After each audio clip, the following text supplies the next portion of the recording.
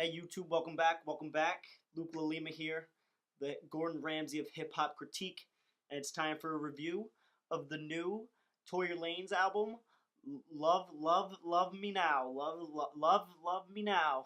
Canadian rapper, singer, songwriter, autotuned heart-throb comes back for his third studio album, the second of the calendar year. And if you paid close attention to Tory like I have, you've known that he's moved away from this hardcore rap, I'm gonna wow you with my bars attitude, and shifted towards this pop rap lane, which is very popular these days. Which makes a lot of sense because before the auto-tune comes in, his vocals are strong to begin with. The auto-tune just helps to enhance this image, this aesthetic that he lives up to. And because of it, he's actually guilty for some pretty good hooks within the last year, like this one. But this isn't his only vocal inflection. He actually has an array of them.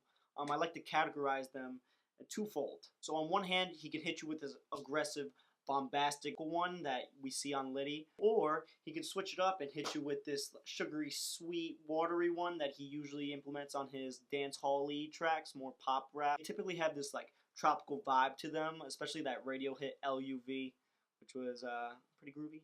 But he didn't necessarily choose this lane himself, right? This sound has been chosen by his audience as popular. Like, this is what we want to hear, so make more of this, please. And he kind of got pigeonholed into making this dance hall pop rap music. If you want more evidence, just go onto YouTube and type in Tory Lanez and see which song comes up first. You'll soon find that his remix of Drake's Controlla has 29 million views. And this kind of says a lot about Tory, right? It kind of cements him as like a B-list artist, and there's a lot of distance between him and the A-list artists of hip-hop. When one of your most popular songs happens to be a remix of one of your contemporaries, it's just saying that you're not really up to par with what everyone else is doing. And it also doesn't help that you've actually had documented beef with this artist that you are remixing, so it doesn't look too great on Tory's part. So hopefully he can use this project to shorten that distance between being a B-lister and maybe like break through the barrier that separates A-list popularity and B-listers. Which takes me to the intro track, Why Don't You Love Me?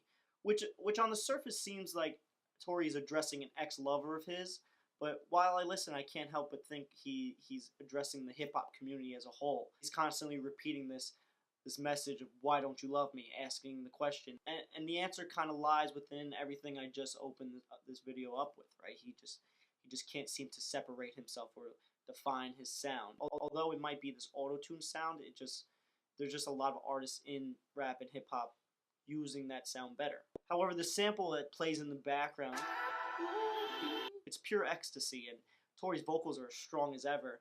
I love these bars that are extremely reflective on where he's come from. I love myself when I was in the trap. I love myself when I was in the trenches. I love my love for people when I used to see him walk beside me sleeping on a bench.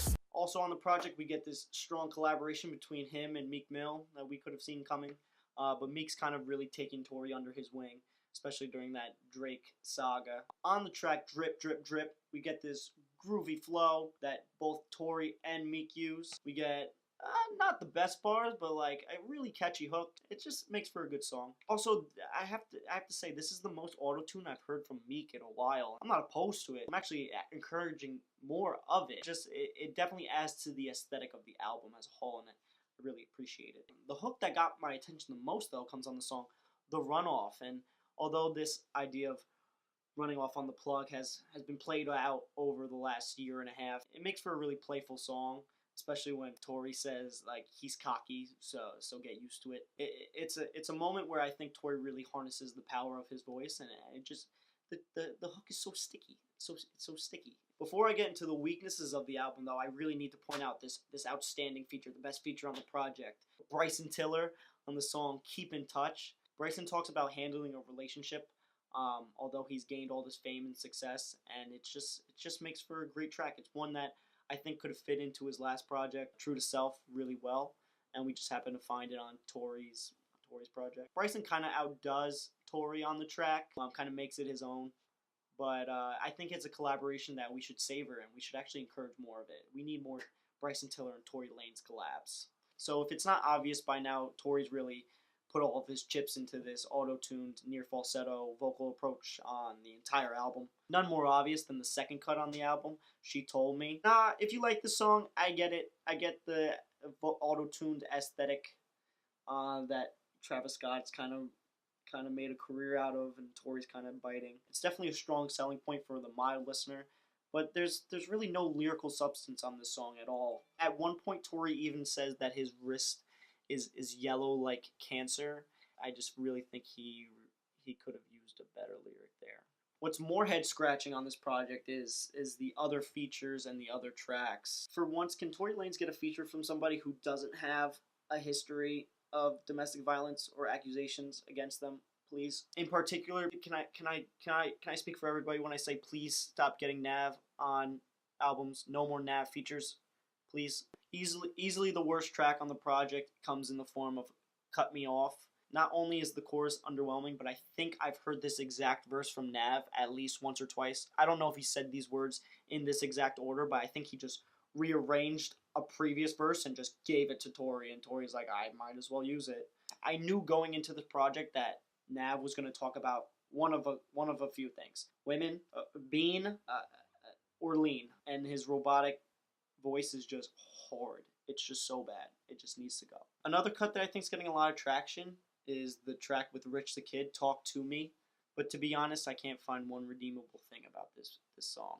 Lyrically, it's completely vacant. There isn't one thing said here that's remotely important. This track is for the hype beasts who think it's the greatest thing ever, and then next Friday comes along and they'll just replace it with the next greatest thing. I couldn't tell you the last time a Rich the Kid feature blew me away, and I'm thinking really hard, and I just can't do it. It's all of it sounds the same, or every one of his verses sound the same. This verse in particular is so shallow, and when I was listening to it, I actually couldn't wait for it to finish. And on top of that, we get more Lil Baby and Gunna features, and I need to address this, but we need Lil Baby and Gunna just to take like a year off. Just like, you've given us so many features and so much of it is mediocre that you just like stop, go home, and just focus, please. So of the 15 tracks, there's like 2 or 3 that are redeemable, and the aesthetic of the album is pretty set in stone. It's pretty predictable too. I'm not really blown away by this project. I guess it's a decent project by Tory Lanez standards, but not by hip hop standards of today. I can only describe this project as like background music that you'll play in the car but not take notice of, or you'll hear at a party and not feel the need to change it. Like I said before, Tory just abuses his autotune and all these various types of vocal effects, and I guess it's an aesthetic. I guess that's one lane, but it feels like a lot of the songs will just bleed into each other as you go down the track list. There isn't really much production that blows you away, and there's really no lyrical standouts. It might be his best project to date, so I'm giving it a strong 4, maybe a really soft 5. That's like the softest of 5s. What's really soft? Like Neymar when he sees contact in the box, soft, or a newborn baby scalp, soft. It's just so soft. It's just a soft 5. Yeah, that's it. Thanks for stopping by. I'll see you next time.